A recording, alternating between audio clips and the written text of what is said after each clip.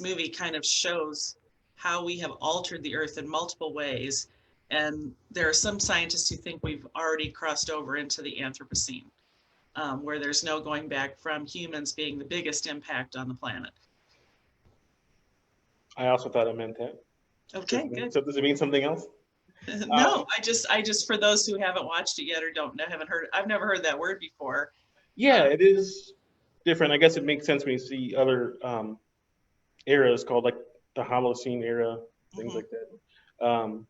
But anthropo, like anthropology or anthropomorphize. Whenever you hear about the way we anthropomorphize animals, we're assigning human feelings onto animals. So what this Yeah, is? like getting your dog's picture taken with Santa, that kind of stuff. Yeah, we're just assuming that penguins have the same kind of emotions that we Right. have. Like, you know, that March of the Penguins movie. Yeah. Not every documentary is created equally. March of the Penguins was definitely a big hit, but it was pretty silly. All the human emotions that the Morgan Freeman narration kind of just assigned to these penguins. Well, this documentary was unique in a couple ways, I thought, because it was more visual than it was talking. It was narrated, but it was definitely not narrated nonstop. It was definitely let you absorb what you were seeing with some musical sound effects. And I kind of liked that approach. It was made it a little bit more impactful, I thought. Yeah, this reminds me of a couple different documentaries that really they just cut through all the fat and let the visual speak for itself. You can't fudge. I mean, I guess you can choose what to show and not to show, but what you see is undeniable. The visuals that you get from this are not only, from my experience, these are unique. I mean, there's a lot of documentaries that I see where they like show the exact same oil fields that are on fire every time you have one of these documentaries. But this is stuff. These are images that I hadn't seen before. No, me either. And they are captured beautifully. I mean, they are. It looks great on Canopy, and I watched it on Canopy. But knowing that it's available in 4K on iTunes, I kind of want to buy it to watch it through that through 4K. Well, it's very artistically done, and it's. I think I watched it twice, and I think it's worth sitting the whole family down. I think it's that important because the things they showed I had never heard of or seen before, and like you, I watch a lot of documentaries and thought I kind of understood about the refineries in Texas and maybe coal fields, but this is a whole other thing. I didn't even know some of these operations existed on such a large scale. It was almost like watching a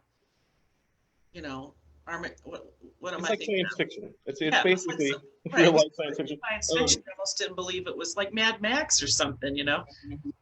I brought a DVD back here to the library owns, but this is another great one. Baraka. This is a Ron Frick movie. This is very similar. There's a popular series that came out in the late 70s, early 80s. The first of those was called Koyaanisqatsi. And then the second one was called, I think, Powasqatsi, and then the Koikatsi. I might be butchering those words, but Koyaanisqatsi I'm getting right because they sing or chant Koyaanisqatsi over and over again. What does it mean? I don't remember. This is Baraka is a Sufi word that translates to blessing or breath of essence of life. Koyaanisqatsi, I don't know. Cary, why do you have to ask me that? I don't know because of course I don't remember. But what it is it's capturing with very little editorializing and very little narration, just human life or life on Earth, necessarily humans. And those Koyaanisqatsi movies are lots and lots of time-lapse footage. This has a little bit of that, but mostly it's just take a drone or take a high-definition camera and just sit back and watch a very crazy thing that exists on this planet. And they're crazy both in scale, in the fact that we need it at all. And by that, I'm thinking specifically about the lithium desert fields. That was surprising. Yeah, the visual of that just reminded me, even though I Googled it afterwards to make sure I understood where lithium was coming from, but it looked like toxic pools to me. And it just was so incongruous into this dry desert. In your readings, did it say anything about what lithium does to the people around those fields, or what does it? I No, guess it well, comes. I guess lithium is one of the elements that maybe, let me see if I remember what I read. One of the three elements that came out of the Big Bang, but you don't get it on its own. It usually attaches itself. You can only get it with things like saline and other things that it's kind of clinging to. Excuse me. So I guess they used the heat of the sun in that particular case in this giant, the biggest, driest, hottest desert on the planet in Chile, wasn't it? Mhm. Um, and they bring in the water, then then the lithium comes up into the water, and when the sun dries it all out, the lithium remains. And this is for, I guess it's in what, cell phones, electric cars. Now that it's in Every, electric cars, it's every rechargeable battery um, anymore is all lithium ion. So the all our people who cell work phones, all there of were our Bluetooth completely devices. covered in, not total hazmat suits, but they were definitely covered up, and they seemed to be very proud of the work they were doing because of that it helps with electric cars. But just watching them be out in the middle of something they can't touch with their hand, it's kind of freaks you out. It's just, it would look like you're on planet Mars or something. Yeah, and then I'm glad you mentioned the people that are out there in that lake. That if you think if they fall and they turn into the Toxic Avenger or whatever. Right. Um, this documentary, if there's anything that they do aside from just sitting back and filming um, these crazy workings of human life, they do get a kind of boots on the ground feel for what the people that are doing this work, what they think of their work. So the people that work at that metal factory in Norilsk, Siberia, Yeah. and then the guys that work in the caves of the Ural, I'm probably butchering Right. it, mountains, and both of those are in Russia. But it's almost like there's this kind of culture that they feel the need to, whenever asked, talk about how much they love their job. Maybe they do love their job. It's just interesting. They just don't want any negative spin coming out of that anywhere. Yeah, Well, one thing you said, that the thing that made the biggest impact on me watching this compared to other documentaries is, like you said, scale. I was shocked, and I've seen so much stuff that I can't say I'm ever shocked, but just the size of these things. Like, for instance, we've all heard stories about where, the average citizen is displaced due to progress. So, farmers might get moved off their farms, and you're hearing, oh, okay, this little town got destroyed so they could make a dam. You hear stuff like that, and you don't really think about it too much. And they did the same thing in this, how these little towns were all in Germany were destroyed for this giant, the biggest coal pit in the world.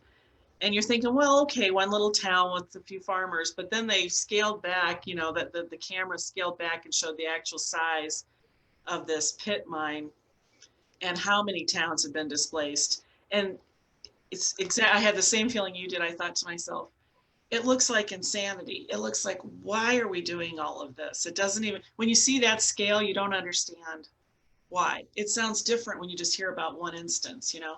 I think it's interesting that they show us that they show us the farmers and the people that are displaced by this, and they show us the people that work, hands on with this stuff. We don't ever see, the high level, the people that are living, you know, off of the profits of these ventures. Um, but it's interesting because a lot of people that are being displaced were there because the work on this thing brought them there. If it, I don't know. I'm just thinking of, um, we could relate this to actual. This is an open coal pit. But you think about the coal mines in West Virginia, whatever. The coal mines brought those workers there, but without those coal mines, there's nothing else for them to do. They wouldn't have gone there, and they have nothing else down there. It's just some of those places are so remote. Um, yeah, I don't know how to. There's a lot of questions that you could come up with, and there just isn't a right solution. There isn't an easy solution or answer.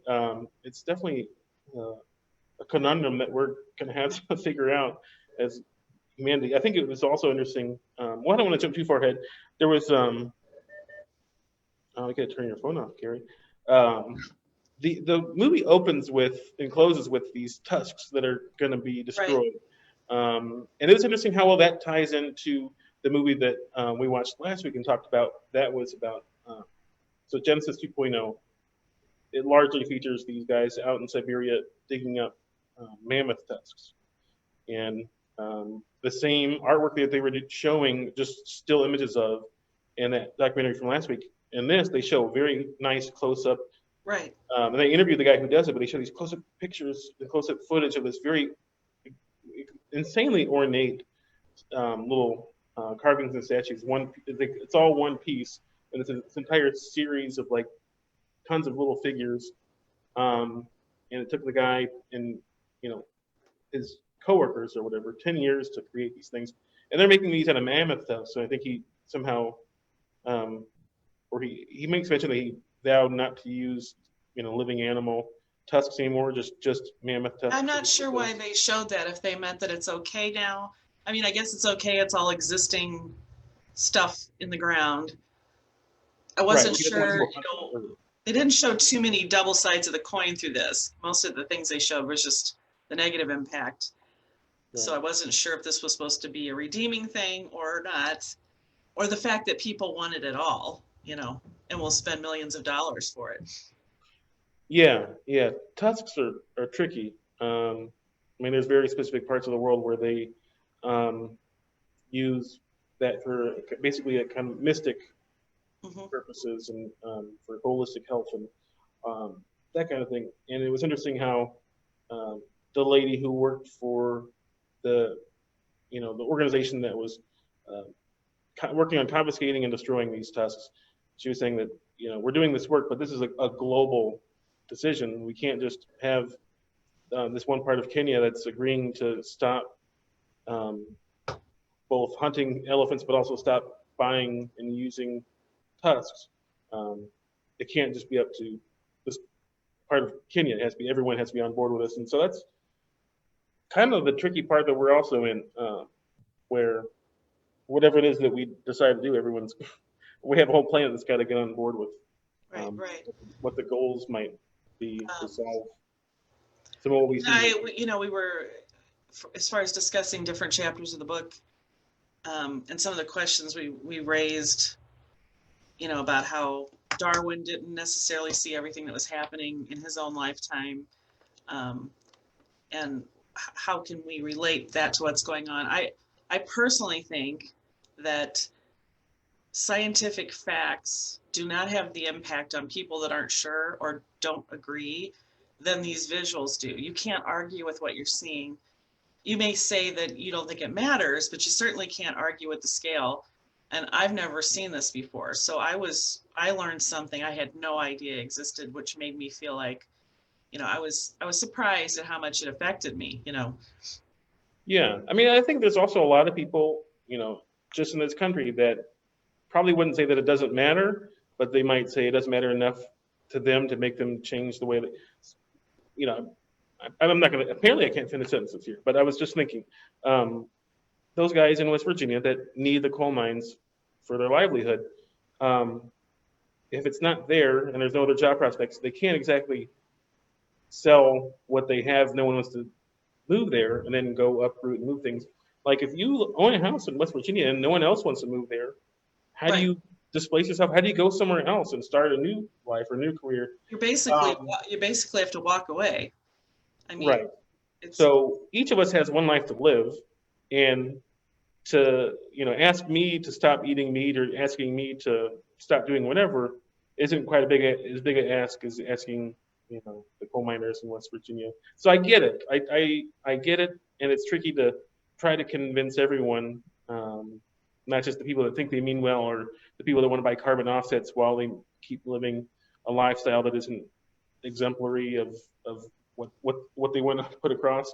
Well, I mean, I think we can talk personally instead of, we're not representing the left. I am not representing the left. Well, I'm trying. I'll speak for everybody. But me personally, I think I've used Amazon even more because of COVID than I was before.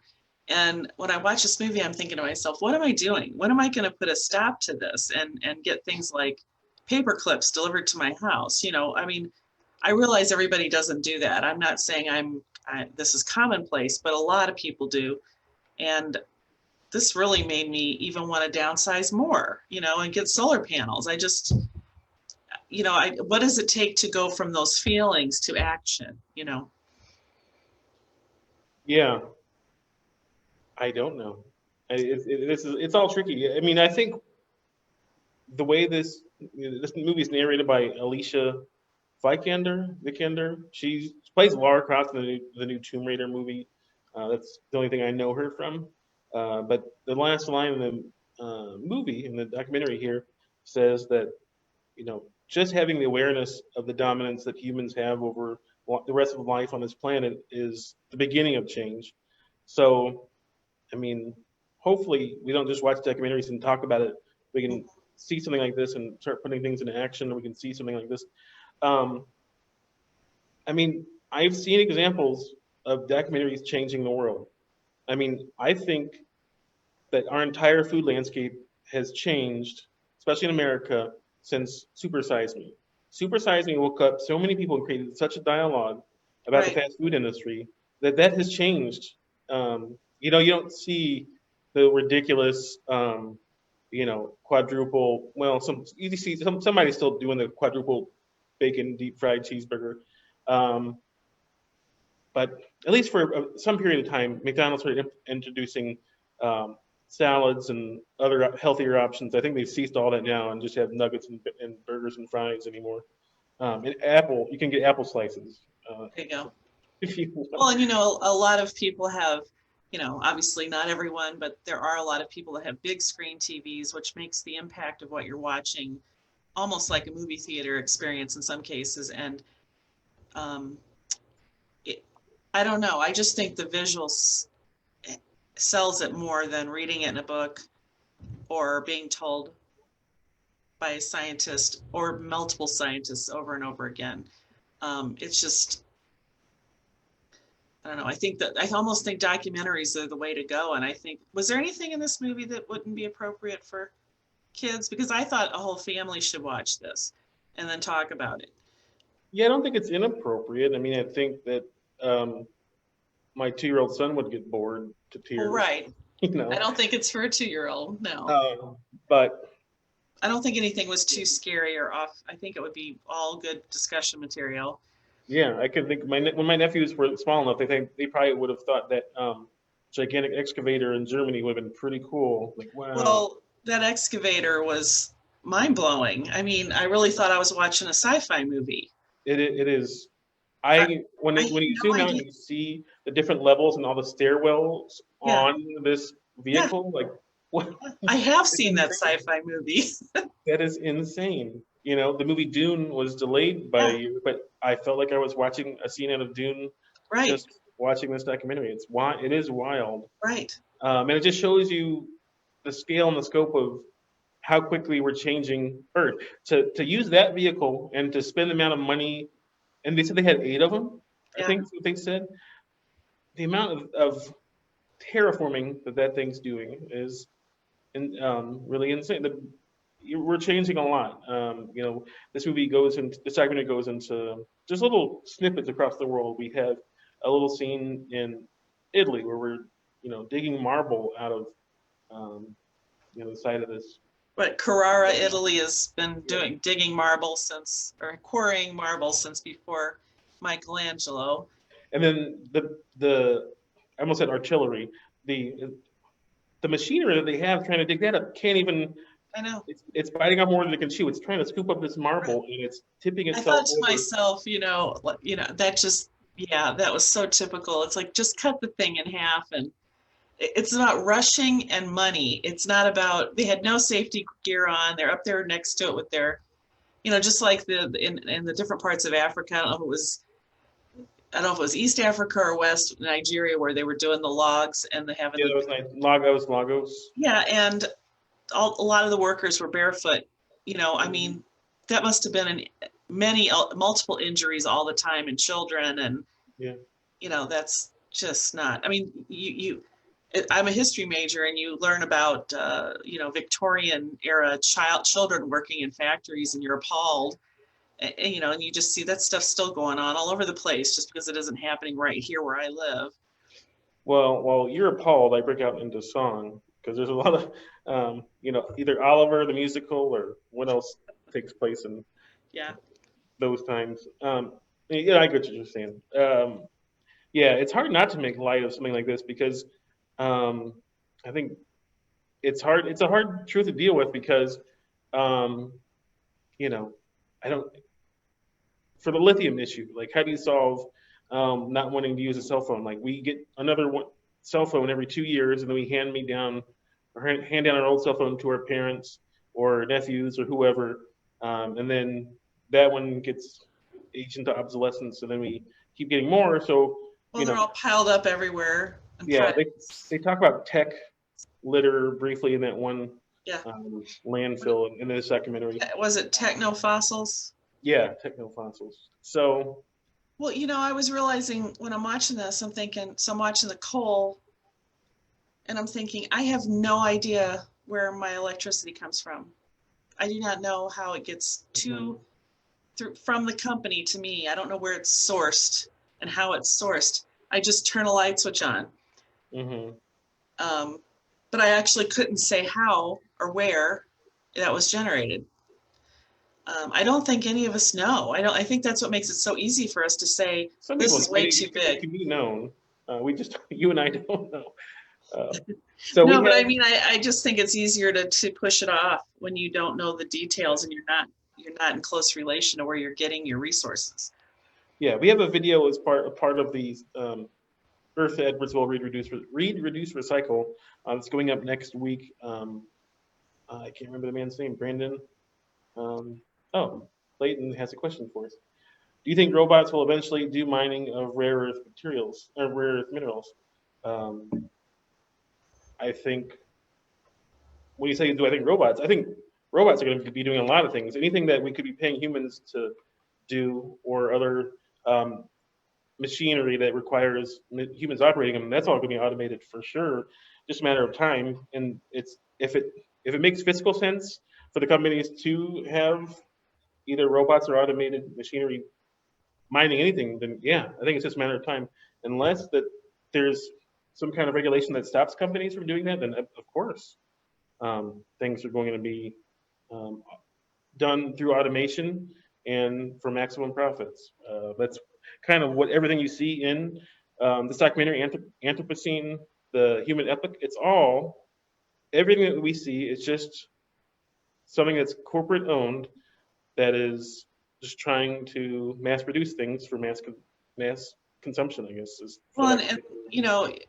it's too over. We think it's too big of a thing and too overwhelming to do anything about. But we honestly could, if we change our buying patterns and what we expect as a consumer, and we tell our friends, and our friends tell their friends, and they're like, "Oh, did you hear about this? Did you know this was available?" It does slowly change. The market's the only thing that's gonna, I feel like, make a difference, unless we Yeah, just can't breathe.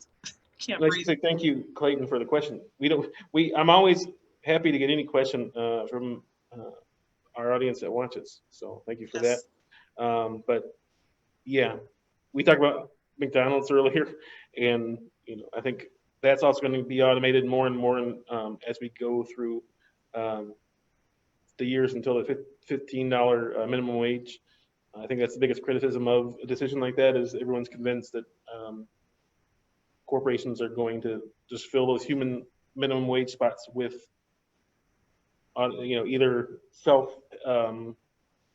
not self-help, uh, just self-service kiosks or Well, and COVID changed everything. I mean, I'm guessing there's going to be a lot of overhaul to the logistics and the mechanics of how things happen now, so that places of business are ready if it happens again, and they'll have alternatives in place.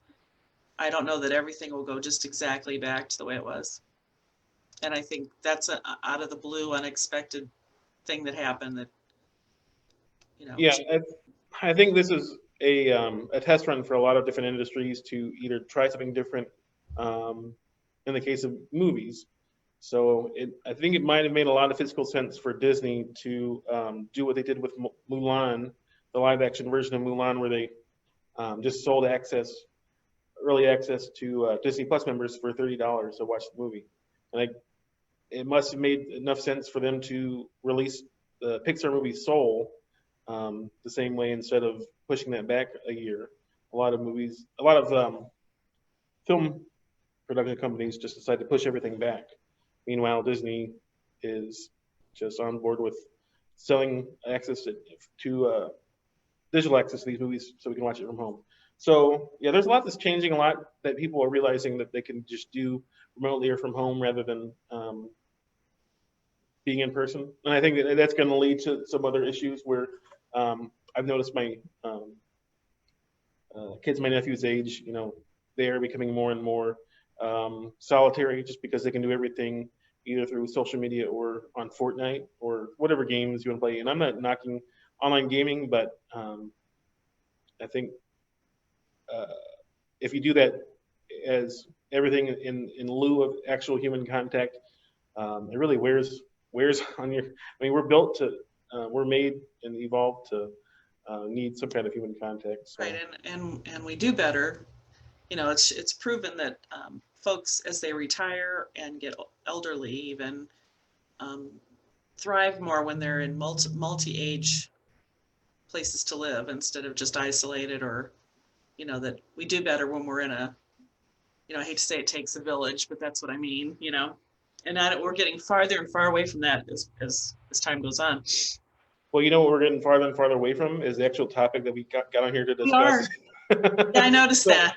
The documentary that we discussed, Anthropocene, the human epoch, the narrator is Epoch. I would give it a 5. A 5. I think it's so. Last week, I asked Evan, "Is this worth your canopy?" Clayton has another question. The conversation has moved on, but I don't think consumerism will shift radically enough to solve these ethical concerns. At least we can't count on it to. I think pressure should be on the countries in which these concerns exist by the global community to improve conditions. Yeah, no, that's tough. I mean, we're in a country now that has dropped out of Paris Accords and whatever else, and we're dumping multiple EPA regulations. So, yeah, it's on us. The players that are involved, Russia, China, then you've got countries like Nigeria who have an issue with, that wildlife poaching and the garbage piles, and the 6,000 people on a garbage pile a day scavenging for plastic bottles. Yeah, I don't know what regulations. I don't know. Are we going to start to see? And this is also very sci-fi, but do we see actual conflict break out for the sake of activity related to violating some kind of Paris Accords or violating whatever kind of agreement that countries can come to maintain or preserve or at least prolong human life on Earth. Well, I realized that Clayton has a good point that the wealthy Western countries went through all this first, all the way back to the Industrial Revolution and setting the pace for all this development.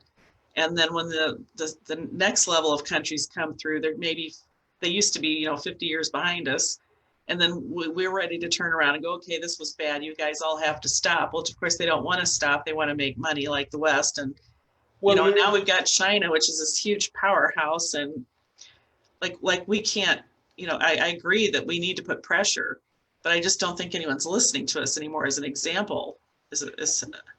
Yeah, and I'm not sure exactly in what ways that we in the U.S. can police our own countries, but it seems to me that all we're doing is not even slaps on the wrist, but just monetary penalties, and we tell them they have to change what they're doing or else, and then or else just other monetary penalties.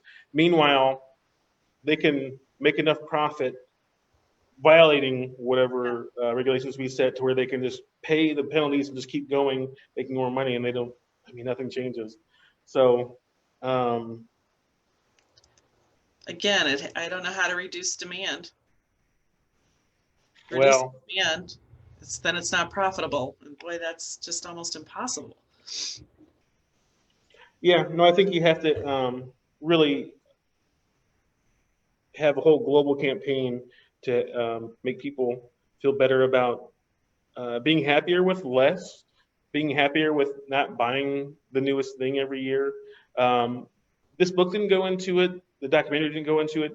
But there's a huge problem with just clothing. There's stores like Forever 21 where you buy these clothes that are, less than $10, $20, but they really don't hold up to multiple wears. Meanwhile, there's websites or subreddits where it's called Buy It for Life, and so there's these movements for people that want to buy a pair of boots or buy a pair of pants that are meant to, you buy it once and it's going to last you either your lifetime or 10 years or whatever it might be. Yeah, we're in a culture now where Well, that's an argument for again sitting down and watching this with kids and getting, my kids are in their 20s and they don't want to even start going down the road that my husband and I went down. They have a different viewpoint. They have a different outlook. They're not quite as set on the suburban accumulation lifestyle that I was just raised in. So the more children see this coming up and talk about it, maybe they'll make different decisions. Which purchasing decisions? Maybe it will change in the next generation. Well, I think that's maybe what Clayton has in mind is things need to change faster than waiting generations to grow up with this kind of culture and to make changes then. We need to make changes like now or 5 years ago. So yeah, I better learn how to grow vegetables. Yeah, well, Get a goat. Yeah, this didn't really either. None of these touched. This one, the book, I think, touches a little bit into the beef industries and stuff. I think that or some other article I read recently did. I don't know. It's amazing the scale and scope to accommodate demand over the demand that 7 billion people have for a certain thing really is. Well, this movie is worth watching. This documentary it feels like a movie. It's worth watching just for the big pullback views of all these big cities, which you just see that population, just see the visual of what that means. It's crazy. Yeah, it's one of those going things down the street on those motorbikes. Oh, right. I can't believe that person weaved in through all those people. But there's other things that it's capturing that it's beautiful and it's at times, I don't know, maybe not vulgar per se, but it's just, and I wouldn't use the word ugly, but when you have that Norilsk, Siberia, and the people are sunbathing at the side of a ditch. It all looks like rusty. And it's got this rusty factory right behind them. It's gross. It's so interesting that they captured that. Life on Earth is interesting. Life on Earth is so diverse, and it's so interesting to capture this. Also, rent this thing. I know it's got my hands on it. I'll wipe it down with alcohol. Baraka. If you like Anthropocene, which you can rent with your Canopy credits, if you go to edwardsvillelibrary.org, go to ebooks and more, and then click that. It's on the blue ribbon in the middle. And then Canopy is the fourth link from the top when you go there. So I say, you said 5 stars. I definitely think Anthropocene is at least 4 stars for me out of 5. I definitely think it's worth one of your monthly credits on Canopy.